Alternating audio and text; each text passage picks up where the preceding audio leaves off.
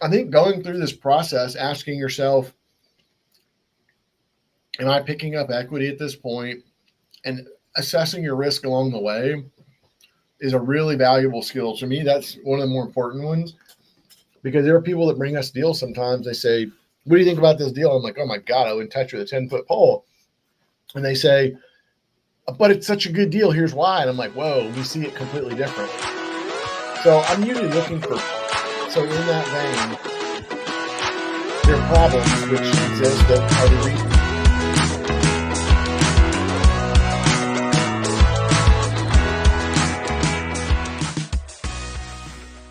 Hello, welcome to today's podcast. Today we have a special guest, one we've spoken to before. We have a lot of connections and correlations over the last couple of years, and we're finding out new ones every day, apparently. But today we have a special guest, Mr. Logan Fulmer.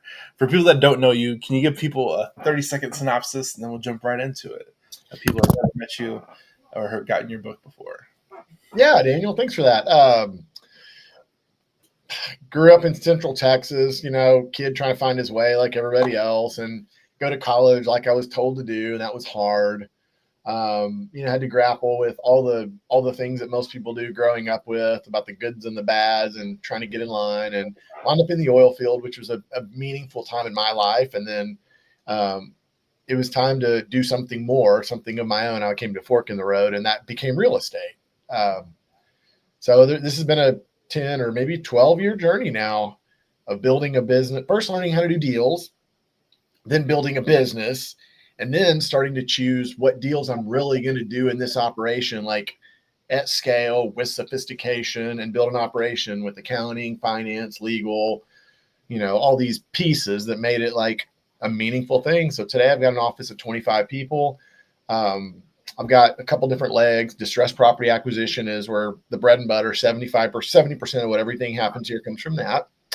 I've got a commercial portfolio that's got industrial and office in it. And then I do land development, the small lot, tight lot subdivision that goes to the national builders. That's the kind of the three things that happen here.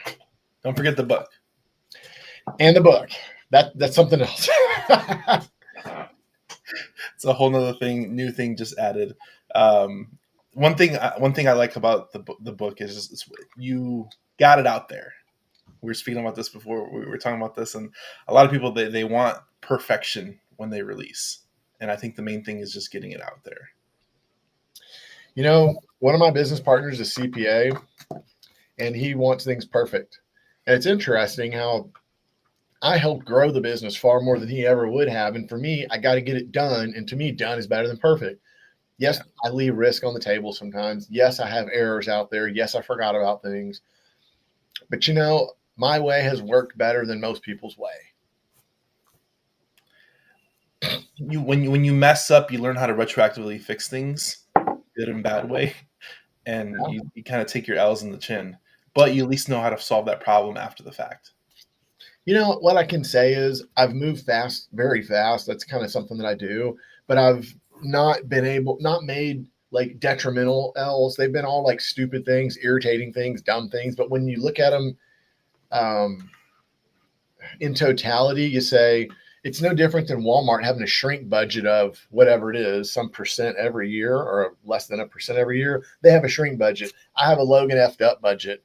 And it's okay. It's never been a meaningful part of our annual budget, and it's never been remarkably handicapping.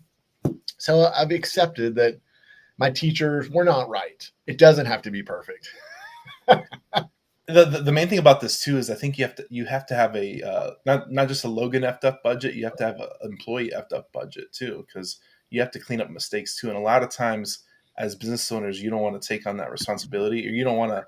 It's a lot of people they're like, oh, I'm going to fire this person because X, Y, Z. But I'm like, are they really doing a good job? Did you not train them effectively? Did you manage them properly? And are you okay with them fucking up? I've gone back over the last couple of years and really looked at what our core values are. And one of them we decided is aptitude. And it's IQ, basically. And it's very hard to determine a person's IQ without giving them an IQ score test.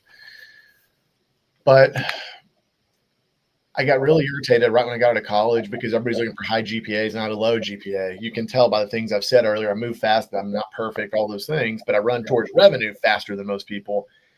And I didn't score well on GPA. So I had a hard time getting the right jobs that my friends were getting right out of college. And I resented that. I would think things like, well, you don't need to have a high GPA to be successful, blah, blah, blah. And that was me venting. It's interesting today as an employer, and right now we're in a phase of rapid expansion. We're hiring. I have found that early on I looked for experience. Today I don't. We have such a unique business in all areas that I don't want people with experience. I'm looking for attitude, aptitude, ambition, and authority. One of the aptitude part is IQ. I would rather take a person fresh out of college who doesn't know anything, but they're really bright and really hardworking. I'll take that, dude. Yes, they're going to make mistakes, but bright people perform better. They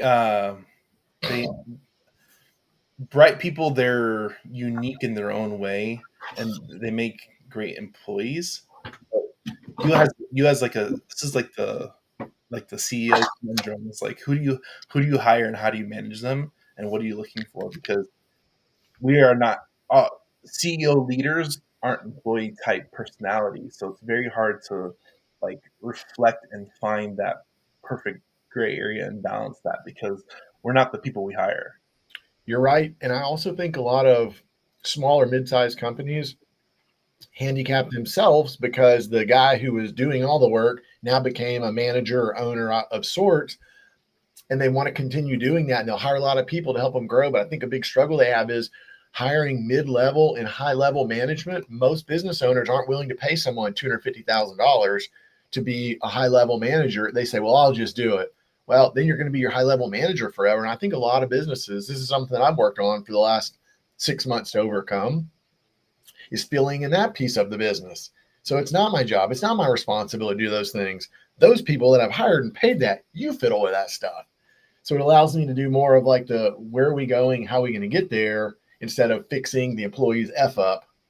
It's a tiered system. And if I can be at the right place in the tier, I'm more effective doing what I'm supposed to do, I guess. Yeah. How have you been sourcing your team in general? Is just like social media? Because this is one of the things, the benefits of like having a social media following is you can kind of put a call to action out there and people will come in and you kind of filter from there. That's been one way. We use Indeed to hire a lot. A friend of mine who's got a remarkable business, and he just sold it actually for significant dollars. He doesn't do it that way. He poaches. And I've started to look at that more and more lately and say, okay, you're going to pay up because you're going to pay them more than they got at the other place. And you're looking for someone who's performing well at another place. So you'll pay a premium to poach. But most of those kind of people aren't out on the job market. Like when I was out in the oil field working as a mid-level manager, I was never out looking for a job. People would try to poach us. And now I look back at it and understand why.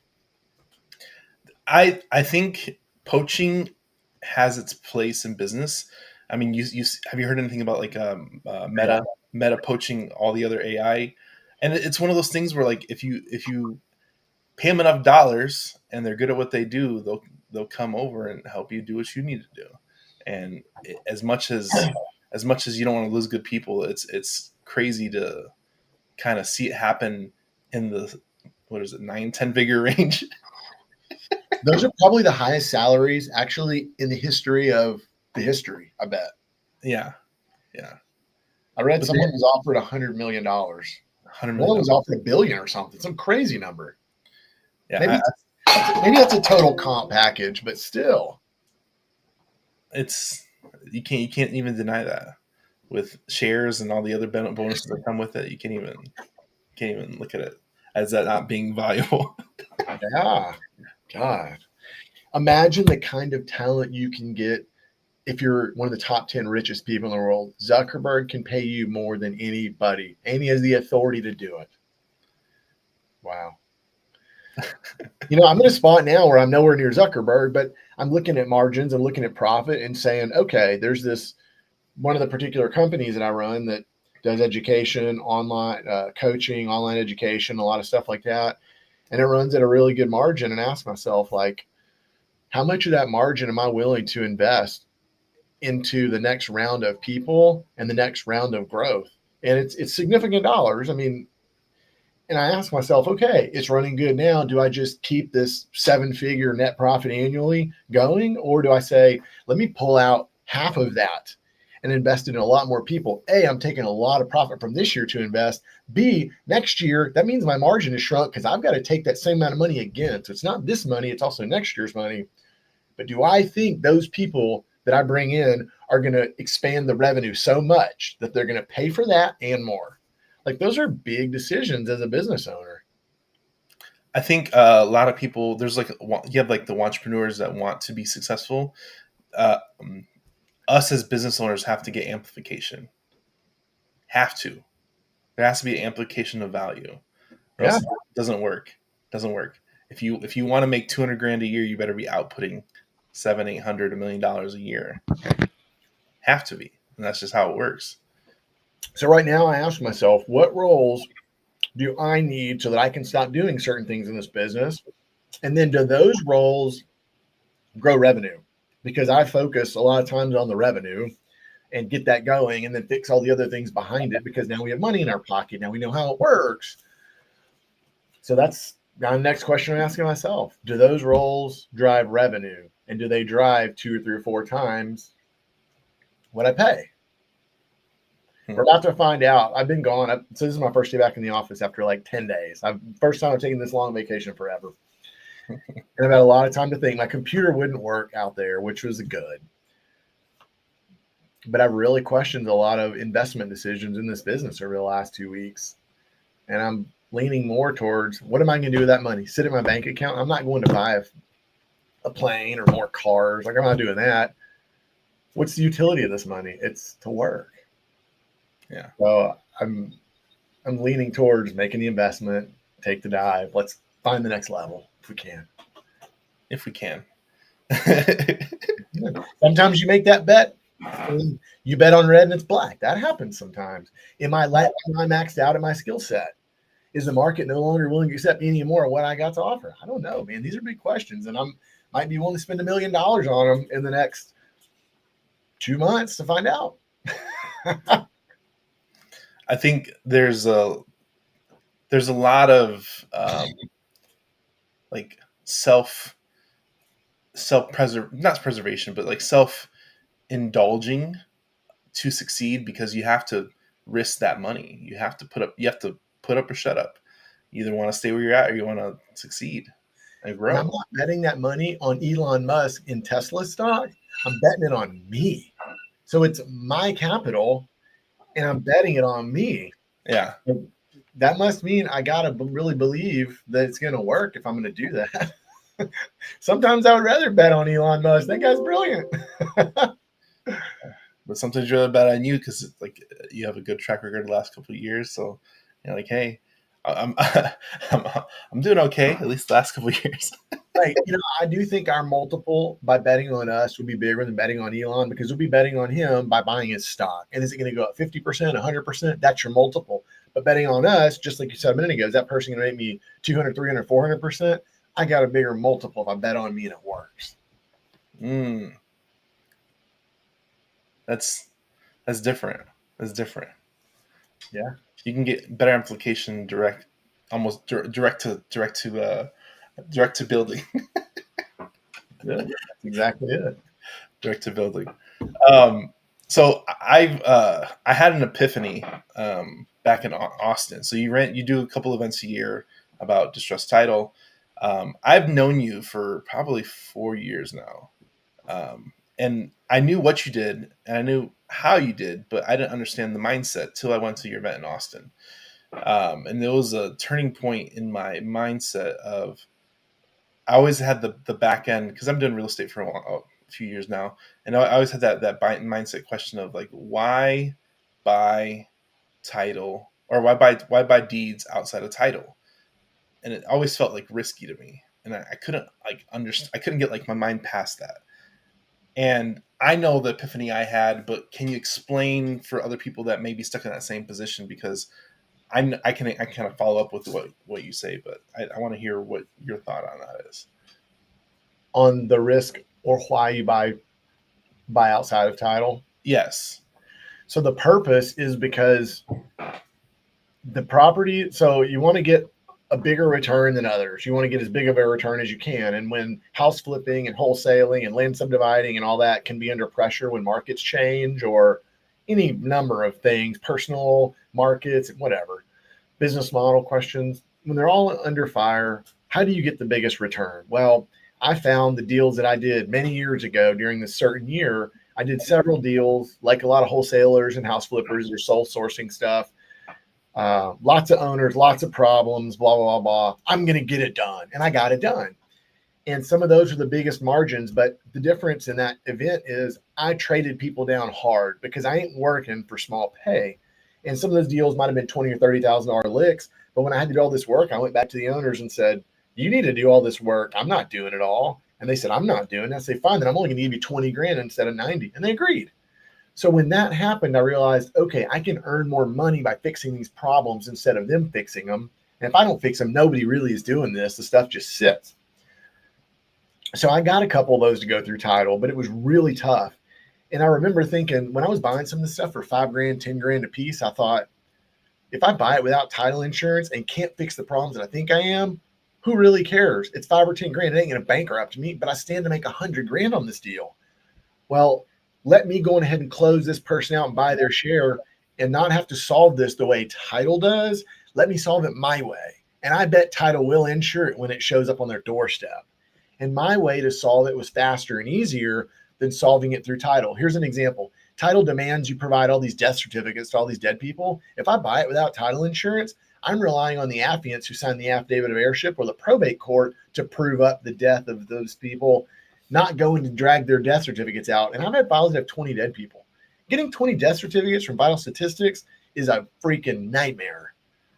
If I can prove up with good genealogy and vital statistics data that these people are in fact dead and they died at a certain time and we find their headstone, I don't have to go get a death certificate. So let me clear it up my way. It's faster and easier, and I got the extreme discount. Then I'll go run it through title and sell it and get the money when I fix what I'm supposed to fix. So I see that as low risk because I understand the process. And that's okay. So my here's my epiphany I had in Austin. So my epiphany I had in Austin was that sums up right there. If you understand the risk of buying outside of title, you actually understand the exit and everything that comes with it when you buy outside of title. And I never bought a deal outside of title to that Austin event. And I've since bought 3 properties outside of title since then. And I'm just like, I'm not paying. I bought a deal like soon after, right out inside title, and I got hit with like $3,000 in fees between title commitment. And it was a smaller deal, like 15,000. And I'm just like, this is stupid. I'm like, I know, like I get it now. After kind of hitting that low barrier, like BS lawyer fees, and I was like, man, that's just bought this thing outside of title and would have been done with it. So that shows another skill. I primarily like to do it for a leverage point, and I like to do it for I can solve my problems easier and get better deals. But in your case, if you're doing a $15,000 deal, the title fees alone can really hurt your margin. Yeah. If you feel comfortable buying without it, dude, you restore a huge margin and you can make way more on a $15,000 or $20,000 deal than most people. That works great for small land deals. Yeah, and I learned that on that one, and I was like, I'm not doing that again. I'm just going to buy outside of title. So I bought a deal in New York outside of title, and I bought a deal outside of Houston outside of title. Nice. So it's interesting. You took it and applied it slightly differently, but it was still a money-making event for you. And that's the thing. Like after I had that barrier where I could not get past buying without title insurance. I couldn't get past it. I didn't understand it. And I was personally stuck there in that mindset. And that was for years. I've known what we've done for years. And it's just, I couldn't get past that. You know what I'll tell you? If you're not doing a ton of curative work when you buy, if you're just doing it to save some money, what you can do is have the title company run a TBD title commitment for you, and they'll do it and produce it. And you look at it and say, okay, title is clear. I'm not going to close through title. I'm just going to close on my own. But when you go back to sell the property, go back through that title company. So they get paid for the work they did, but you only pay them once when you sell it instead of twice. One thing I've gotten better is doing my own title research. Oh yeah, you have to. In that case, you have to. I feel like a paralegal at this point because I've gotten so good at it. It's like eerily scary from when I first started to what I do now. I'm just like, man. And there was another thing that you spoke in your event in Austin was that you're buying deeds in 24 to 48 hours, and I was like, that's insane. Like I was stuck there too, right? Literally. Did you do it? Yeah, I bought. Okay, I have a story with this. So I bought a house in Houston. Mm-hmm. The lead came in I want to say it was like November, and she wanted like 48.5, right? So we contracted it in January. Contacted in January. She actually had a squatter there, and trying to make sure I'm fumble this. She had a squatter there. So when we went to close through title, she's like, I had a hard money lender. I was going to use local hard money lender out of, you know who it is. I can't think of his name right now. I'm struggling with names this morning. You know why? But I was going to use local hard money lender, but they needed to send somebody to do an inspection. So when they went to do the inspection, squatter was there. So I just kicked him out. Whatever, they were fighting him on the thing. So I'm like, okay. I told the seller ghosted me. I'm like, man, this is back in January. So we go to in February, and I'm like, we should just buy this outside of title. So we ended up going back to her, and we followed up with her. She ghosted us for a little bit. We got a hold of her back in June, which is 2 months ago, and we offered her $30,000 with $5K down, just buying the deed flat out. And that's when they're doing it. So we got a $20K discount, bought the deed flat out. We were negotiating with her like it was like 10, 11 p.m. Central Time. Because I'm in California, I did all the paperwork after that conversation. I have a notary dispatcher that I sent all the documents to. I completed all my documentation, sent that overnight. I woke up because I wake up late. I woke up and the documents were already done and completed in my inbox. It was like 8 hours. Dude. So you also, if you didn't get that done quickly, this gal might have ghosted you again, probably from lifestyle problems. Yeah. And you might not be able to track her down for who knows how long again. Yep. And it was like one of those things where I did the paperwork and I woke up and it was done. Bam. And I'm like, that would have been a missed opportunity. 100% missed opportunity in my previous business. That's something that I just pester people about when we're coaching people or working with them. I tell them I would rather you go out on a limb, even if you're not perfectly sure, do the best you can to size up title work and figure out what you think you need. And I'm never encouraging people to buy extremely expensive properties anyway. It's usually lower value in the beginning. So you make a mistake, it's okay. It shouldn't bankrupt you. And I push them to do that because when you're dealing with people that have title problems, ownership issues, vacant houses, like their lifestyle is usually not like what yours or mine might be. So like you got to strike while the iron's hot, or you might not find them again for a while. I mean, that's so strange, but that's how it works. And the other thing about that deal was the title issue. The squatter has been there for 18 months when she inherited it, filed some type of ownership claim. And I was concerned about that, but when I looked at the title chain and how she received the deed and her paperwork that she had, I was like, okay, this is easy. I didn't even question it. So yeah. It's been an interesting journey since then, and I'm trying to pick up more. But like I said, I picked up 3 deals since February. Well, they usually have better margin, and frankly, I feel like you have, I don't know, you have more control. So this is, you know what? You'll find this fascinating. Lone Star Brewery that's been trying to be, people have been trying to develop it for 15 years in San Antonio. Are you familiar with that whole? Every 3 years, it's a new developer going to make a new project. The last developer went bankrupt, and they were going through bankruptcy proceedings. They had 2 or 3 bidders for the property in the bankruptcy proceedings. Mm-hmm. And there was something weird. I don't remember exactly, but the judge issued the order and he was going to allow it to be sold, but there's only a certain amount of days and it wasn't enough to get title insurance and all this. Well, the Covey brothers have a Gray Street here, which is a pretty well-known land development group in town. And they ended up buying the property without title insurance because the other two bidders had to go back and get approval from boards and all this stuff. And these two brothers said, we'll close in 48 hours without insurance. We'll bring a cashier's check to the court. So they even did it for the same reason you did. Move fast, don't miss the opportunity, beat other people out. And they ended up getting what they believed to be a really fair deal by being willing to take that risk. So it happens in big deals too sometimes. I mean, that was multi-7-figure deal. It's opened my eyes and perspective about a lot of things by messing with this. One thing that I've been dying to ask you this question because I've been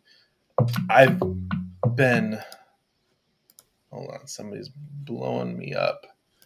I gotta handle this real quick.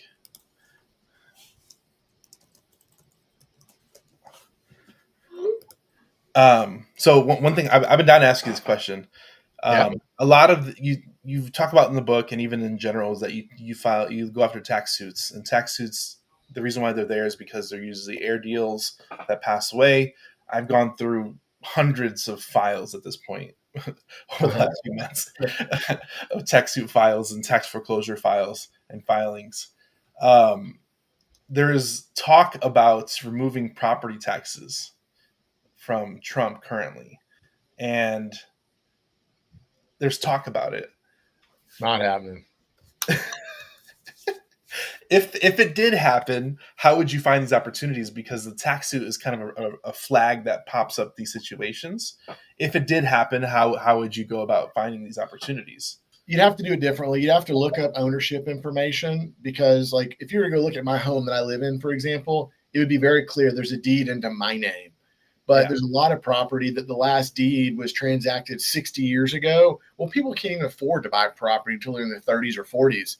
So that means that person would be 100 plus? Probably not. So when you find old deeds, when you start to find tax accounts with lots of owners on it, those are other signals usually. But to the tax thing, you've got states that usually have higher sales tax and lower property tax and or state income tax. And they're usually one, it's either one or the other or two out of the three. And the issue is we don't have sales tax. We have sales tax, but no state income tax. And the real estate tax is where it's where they get it. So if they got rid of real estate tax, they would have to have state income tax or something because you can't just wipe out billions of dollars a year in income and think the state's going to roll. So I don't know. I don't see that happening, man. I really don't. Revenue would have to come from another place. And the other thing too is I don't see Trump if Trump made such a monumental move like that, I'd be shocked if he could make it that quickly. But I don't know. And what are they going to do? Zero out the accounts? This guy owed $100,000 on his taxes and he was unpaid. And this guy owed nothing because he'd been paying his taxes. You're just going to balance them all out, wipe them out to zero? How's that work? I've seen, after going through so many files, I've seen I'd like after seeing so many files and kind of like painting a picture, you can kind of like piece together what happened pretty quickly, just by looking at the tax suit information, and it's really been eye opening on like issues that arise on the back end that most people don't even know exist. That's right. You're absolutely right. When folks don't handle so let's say you're like a property owner that buys a house in a new subdivision with your wife and your kids, and that's the thing you're doing. That person is typically paying their bills. They're not fighting with contractors. They're not having to go to probate courts because of like legal matters and family situations. That thing would have clear title and unencumbered and all that kind of stuff. But when you have property that is vacant or inherited with lots of owners, imagine they're not paying their bills. One of them gets a judgment or lien against him. It really attaches to that property when you try to get title insurance, even though it's indexed to the person. You gotta satisfy it to sell the property. So when you have a big group of dysfunctionality, all of their personal problems roll into this real estate too. So that's why they just compound. So I have a very dysfunctional deal, and it's very similar to one of your bigger transactions. Hmm.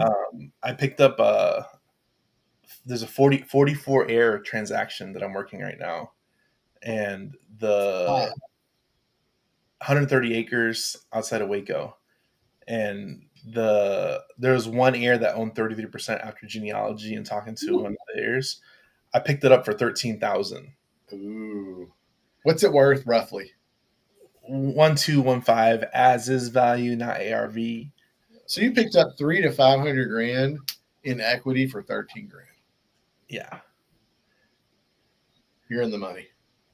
Yeah. So now I'm dealing with the dysfunction. So one thing I knew, and this is I hope they never watch this.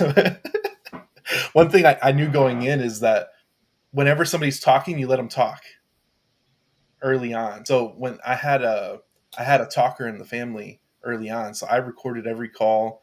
I was taking really good notes on the call, and when she found out I got picked up 33% share on the first rip, just because I needed to get my foot in, especially on the first bite.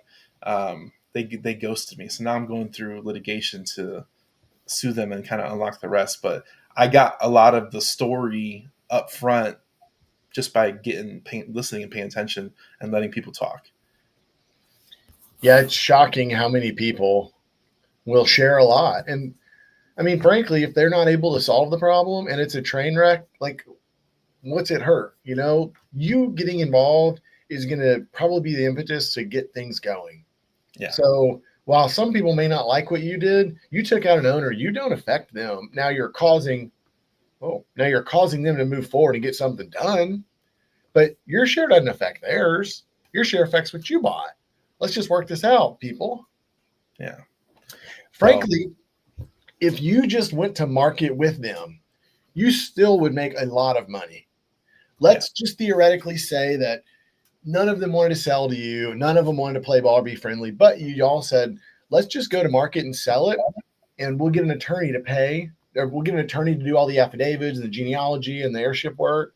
Let's get that stuff done. And we'll pay the attorney at closing. Maybe we'll pay him a 20% premium because he's not getting paid up front. He's getting paid in the back end. Fine. But let's just go sell it all together. They each get top dollar. You will still do great in that situation, even if you don't fight them for a year. So there's an easy option in the beginning. yeah, I've never had I say never, but you rarely have a person who you approach and say, I'd like to buy it. I want to get it for a good deal because all these messes, and they say no.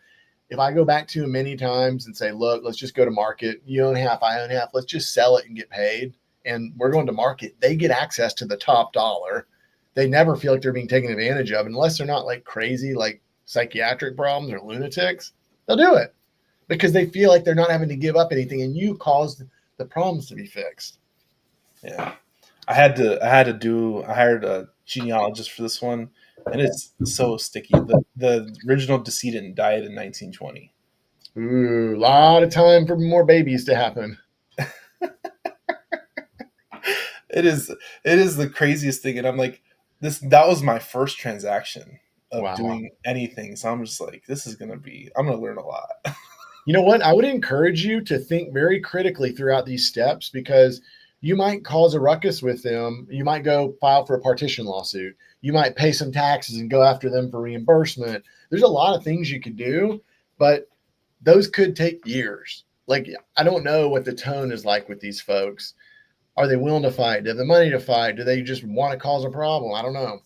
But if you went to them all right now and said, let's just sell together, you'd walk away with 3 to 500 grand, maybe 10, 20 grand in legal fees. You'd still make a lot. And they would probably, if they would all get on board and not be crazy and all easy to identify, they would all get their own shares. Like you could maybe be paid in 90 days from now. Chill on that. Yeah, and that's part of the conundrum of this one is like, I need to find out the flavor of how everybody else is feeling, to see what I want. We'll see what I need to do, because it's been I bought that share probably in April or March, and the one main heir is the patriarch. He ghosted me, and then I'm trying to work through the rest and see where they're at, see what's kind of season you're at. But it's just been interesting. It's just been interesting dealing with. Can you share the story for people that haven't heard about your big air deal where you had 40 airs or whatever? We've done several with a lot. The largest one we've done was around 65, give or take, owners there. There were, I would have to look, but I can generally tell you there were 3 levels of generations. I guess you could say 3 generations. Yeah.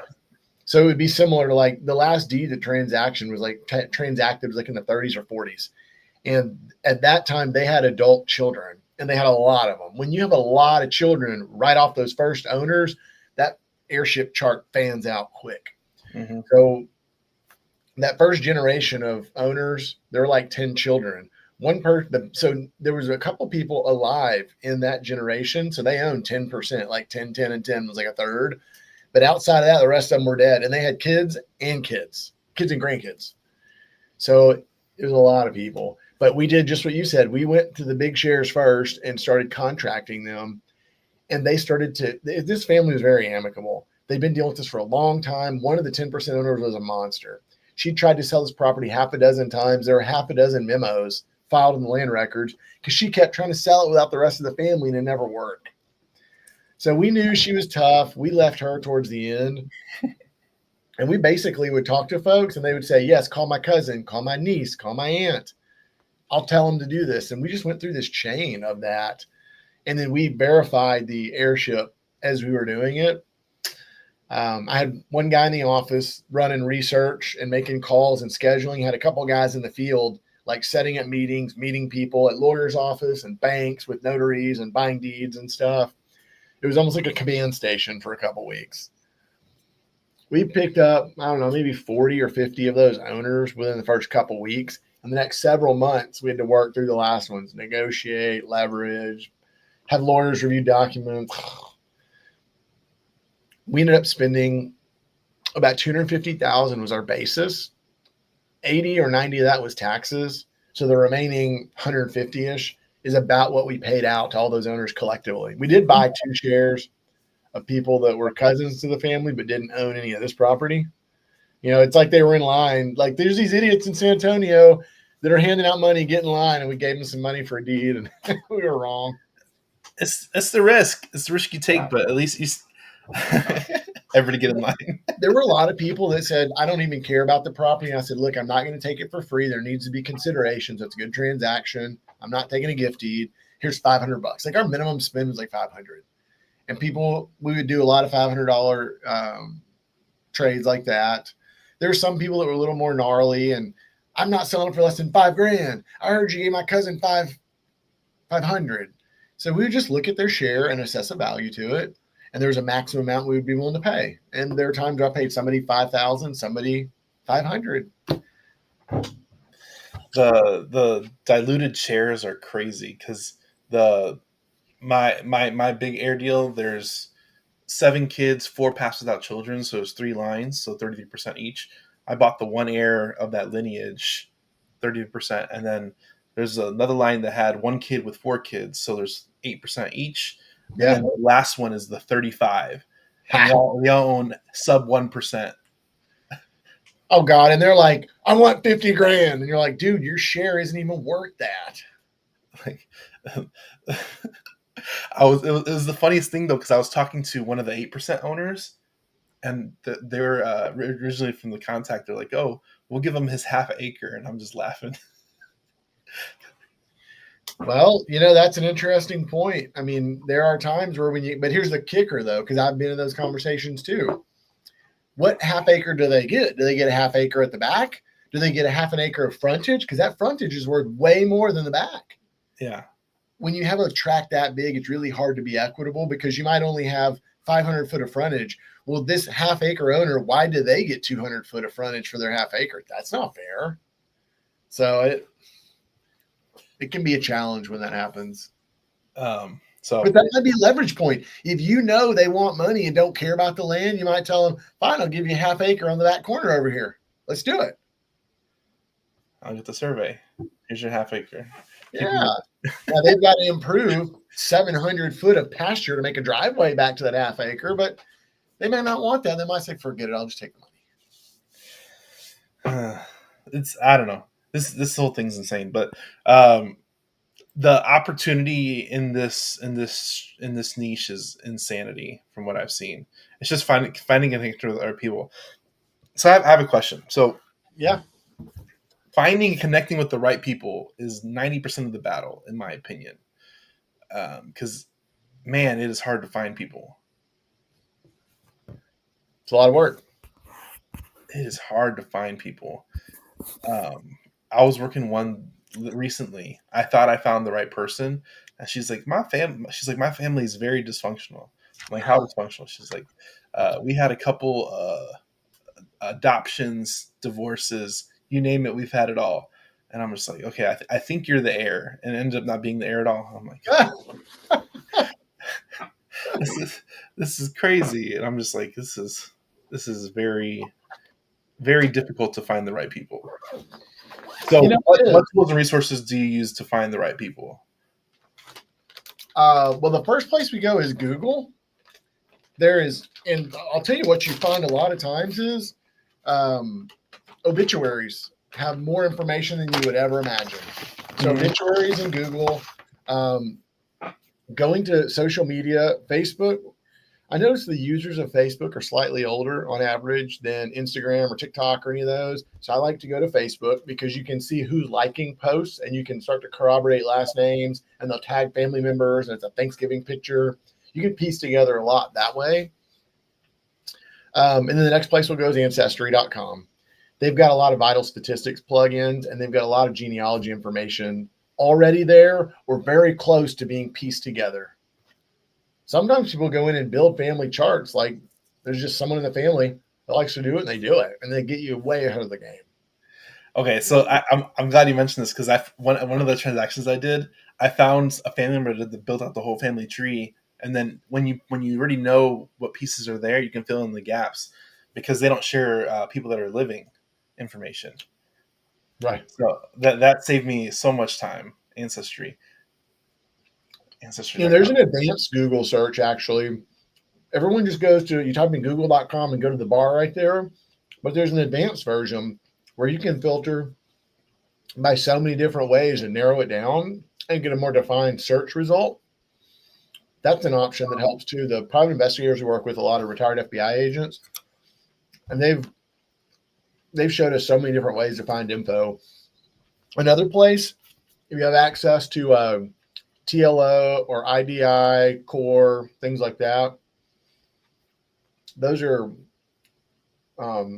data providers of contact information and relationships.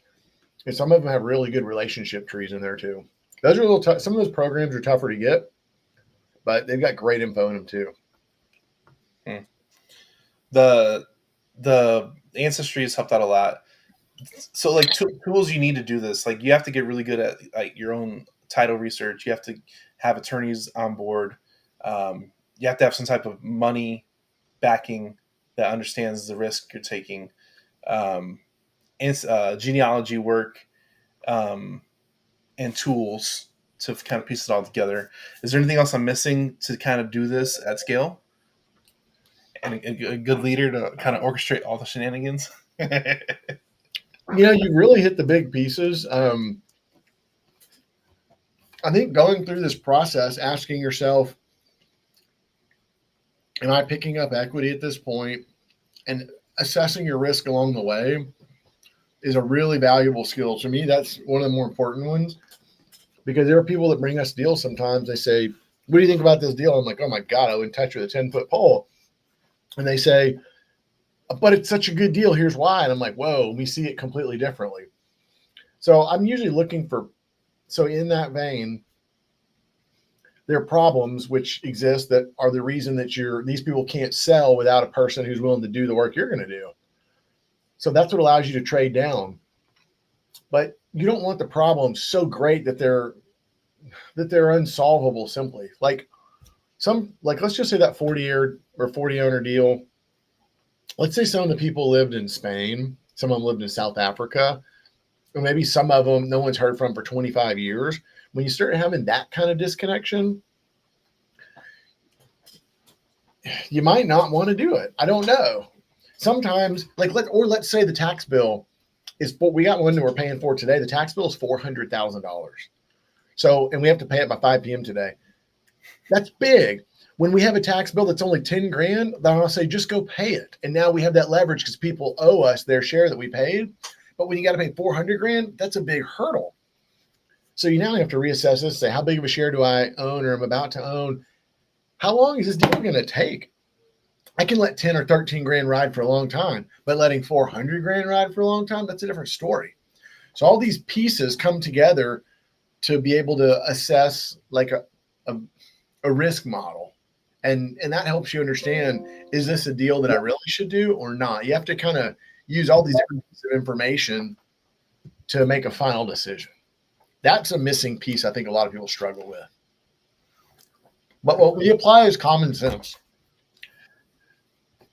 I just realized it's about to be Texas Tuesday tomorrow. So you're making the cutoff. It's a busy day for you. Right. It's huge in our office. That's crazy. I didn't even realize it's right now until you said that. Mm-hmm. There's something you said about in Austin that setting up payment plans so you don't have to pay the full tax up front. Yep. The deal I just bought in New York, they made me pay it all up front. They didn't want to work with the payment plan and nothing like that. Because I did ask, because I didn't know you could ask. I didn't even know it was an option. But for this $400,000 opportunity right now, there's no payment plan involved, or you're paying 80 grand, or what does that look like currently? So that deal was struck off about 6 months ago. It went to auction and nobody bought it. And one of the owners had been marketed to and finally called back, and we said, oh man, this thing's been sold. But as we got to talking to him more, we started to realize that we could redeem the property since it was struck off. It wasn't sold to a person that we have to redeem it from. County. It was struck off to the county. So you don't have to pay a premium to redeem it. Oh, big deal. Big difference. Because if you redeem it in the first year or the first 25%, right? Yeah, it's 25%. In the second year, it's like 50%. Well, when you redeem it from the county, you don't pay the premium. So still, it's a lot of dollars. We can't be on a payment plan because we're redeeming it. So if we didn't redeem it, the county has gotten so much interest on it now that they would put it on their struck off list and take it back to auction. Well, we don't want to show up and bid. We'd rather take it for the tax debt plus what we agree to the owners. So we've got to contract all those owners. And then we're going to have this big event where we pay today before 5 p.m.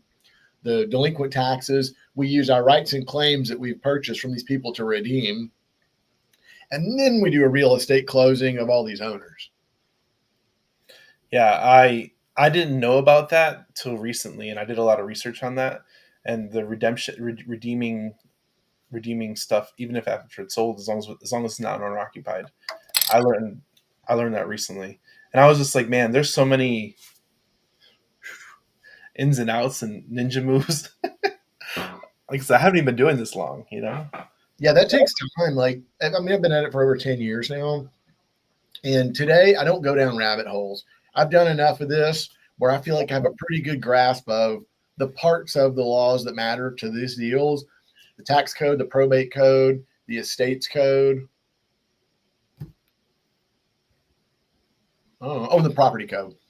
Those I know the parts of those codes that affect these laws, that affect these deals as much as I probably do. And every once in a while you'll find a caveat, but like the bulk of it is known over 10 years. So now when the deal comes in, you ask yourself, do we buy it from them? Do we redeem it? Do we get the county to assign the tax lien to us because the sellers can assign it to us? And if we can't finish dealing with the rest of the sellers, then we would do our own tax foreclosure. Like, there's a lot of different ways to skin that cat. But it just takes time and some creativity. It is like chess a bit. Okay, so I just saw that recently. I think I saw that Friday for the first time. Was the assignment of the tax lawsuit where it was an entity foreclosing tax on lien. that. Let's talk about that, because that one I looked into that and it popped up on my thing. I'm like, what is going on? So I looked at the tax suit, and it was an LLC foreclosing through the tax suit on an individual. So I didn't read that file, so I don't know exactly how that works. There's a lot of ways these can work. But if there's a tax, actually, there doesn't even have to be a tax lawsuit. There can be.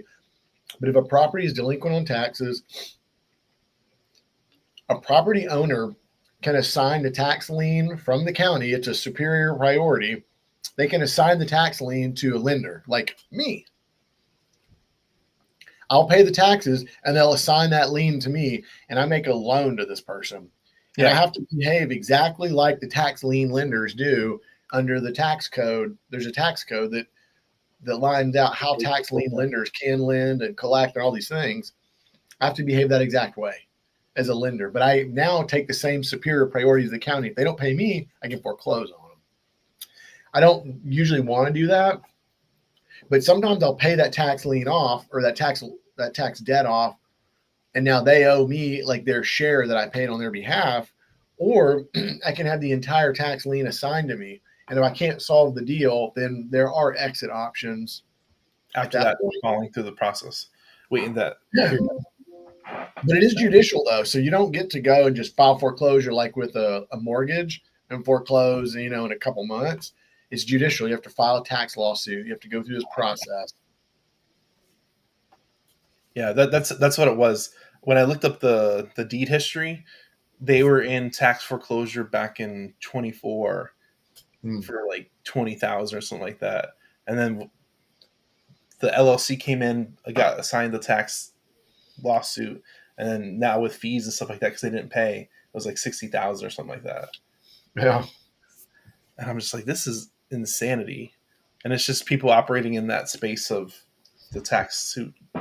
Well, so unless you are a certified tax lien lender and you have to go through the whole process and get certified and all that, if you're not, then you can only have, it's either 3 or 4 tax liens assigned to you a year. And you shouldn't, that person you're looking at must have been a certified tax lien lender, because the way the code is written, you have to take the tax assignment individually, like as Logan Fulmer, not as an LLC. So that must have been a registered tax lender. But you must take the assignment individually, and you can't do more than 3 or 4 a year. Otherwise, you have to go get certified as a tax lien lender and follow like the tax lien lending rules. Is there any opportunity with that when you see that instance, or you just kind of let it go because it's too difficult? It just depends on what you want to do for a living. There's a million ways to skin a cat, but you're trying to track down 40 people and cut deals. You ask yourself, like, what resources do I have, from financial to just knowledge to human resources? How many people can I call? How much business can I run? So it's a totally different business in general on that side of it. It is. We looked at all of them over the last 10 years, every single facet. We paid lawyers that used to work at tax lien lenders to come and educate us one afternoon. It was like a 6-hour session. Everything we need to know about it. They brought us pamphlets and all this so we could make the right decisions. And we ultimately decided, I don't want to become a tax lien lender, and I really don't want to fool with tax lien assignments, except for in a very rare circumstance. So one thing I've seen looking through files, like I said, I've done this a lot recently, is they after a tax suit, after a tax lien is like $2,500, they start the tax suit after a couple of years of delinquency.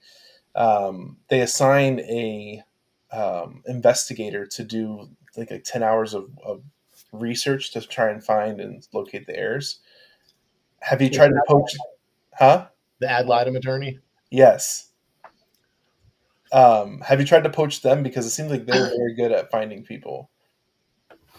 No, I haven't. And here's what an ad litem attorney is. It's usually an officer of the court, it's basically someone who's either trying to get some practice or keeping good with the court, and they have to be their attorneys in the local venue, and they'll basically just get on a list. And when the court wants to appoint an ad litem attorney, they'll just call the next person on the list, and they'll call them in. And it's low fees and it's capped. So they don't get to just bill their rate. They get to bill the rate that they're told, and they get a flat rate fee sometimes. Like $500. That was nothing. Right. So that's the point. Like, if they're at their firm, they're going to bill $300, $400, $500 an hour. How many hours are they going to put into this? That's part of why tax foreclosures are so messy. Ad litem attorneys are supposed to represent the unknown heirs. Yeah. Once the heirs are known, they can no longer represent them because they're not unknown. But their job is to go find these people and identify them and bring them to the tax suit, or at least give the List them in rem only on the suit. enough information to notice. So poaching, I mean, frankly, they're not like great researchers. Tax lawsuits are like so messy and dirty, and they miss people so often. And you'll find notice that is the unknown heirs of Logan Fulmer. That notice is there because the tax they believe they miss people, or they're not sure and they want to be careful. So they'll do their final public notice to the unknown heirs of so and so. Yeah, I've seen that. Like, I found one that did a really good job, but the other ones, like, it was definitely like shoddy Other people. Shoddy work. I don't know if you poached them before, because, like I said, you can tell ones that did their job well, and then you can tell that ones it's just unknown heirs, unknown heirs, unknown heirs. Like, that's right. They didn't find nobody. No, they're not paid a lot, and some of this requires like interviewing people and really digging deep. And if we're going to make 50 or 100 grand on a file, we'll do the work. If they're making 500 or 1,000, we're not doing it. This has been a very interesting episode. I'm glad I waited till I at least got some experience and some deals under my belt before I did this, because a lot of this was, like I said, it was newer to me, but like I said, I've learned a lot over the last couple of months just doing it, and learning about these random facets to ask better questions. So I think it's definitely been interesting. I think we went down in the weeds a little bit further than normal. Good. Well, you should be earning good money while you're doing it, so it's a good task. Where can people find you online? And let's talk about your book here. So people can find me loganfulmer.com, Instagram, Facebook, all those good places. Yeah. YouTube. Once you find them, you'll be seeing them a lot. Yeah, we're working to do some pretty good ad campaigns to really get in front of people these days. So that's where our book came from. It's a fun story about, where I've come from and what the business looks like. There you go. For everybody here, thanks for tuning in. We appreciate Logan for coming on. I think it's been a very interesting episode. So hope you all learn a lot. We'll see you on the next episode. Thanks, Logan. Appreciate it. Got it.